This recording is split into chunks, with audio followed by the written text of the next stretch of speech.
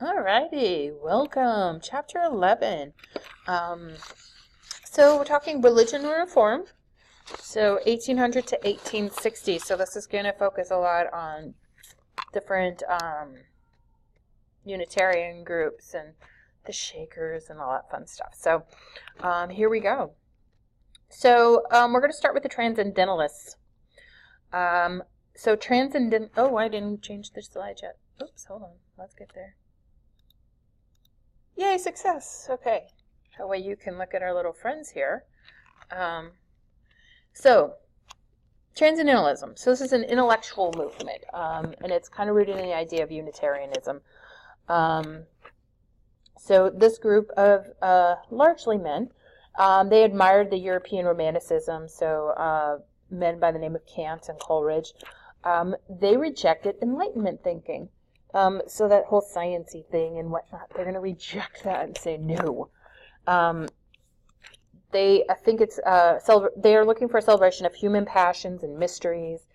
They believed in God as a single being, so that is against the Christian Church with the Trinity, the Father, the Son, the Holy Spirit, etc. They want to explore individuality.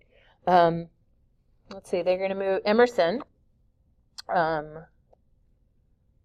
Is the guy on the right with the, swoopy hair there. All right, so he wants to explore individuality. So he's going to move to Concord, Massachusetts. He's going to resign from a ministerial position in Boston.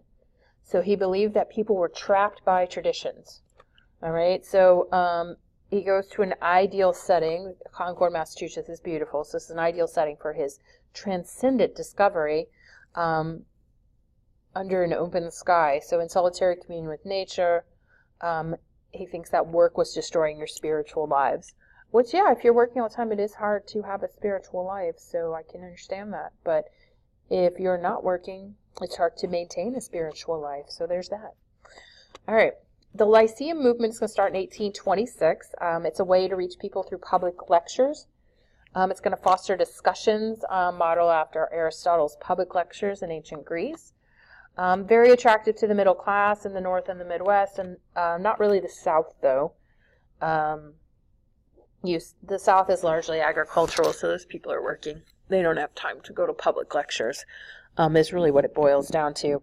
Massachusetts had more than 150 lyceums in 1839, Emerson being the most popular speaker. So, go Emerson. All right. Let's see. So Emerson is a writer, all right. You have people who are going to be influenced by him.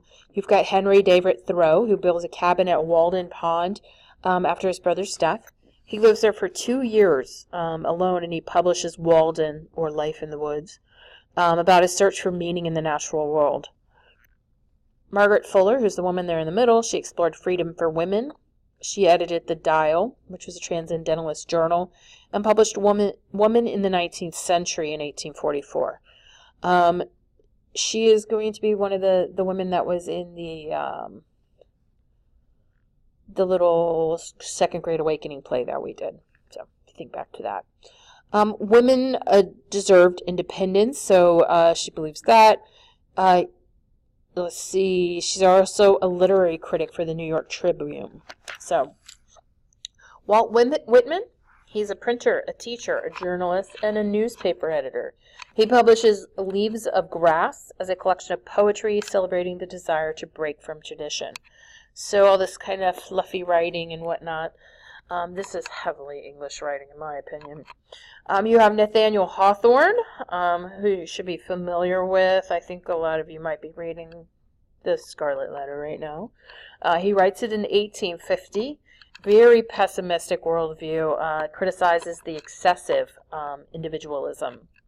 You have Herman Melville, who's a critic of transcendentalist focus on the individual, and he publishes Moby Dick, in which a personal quest brings death. So on that note, I will end that section, and we will see you soon. So that was a quickie, less than 5 minutes. Go me. All right, talk to you soon. Have a good afternoon, morning, or evening.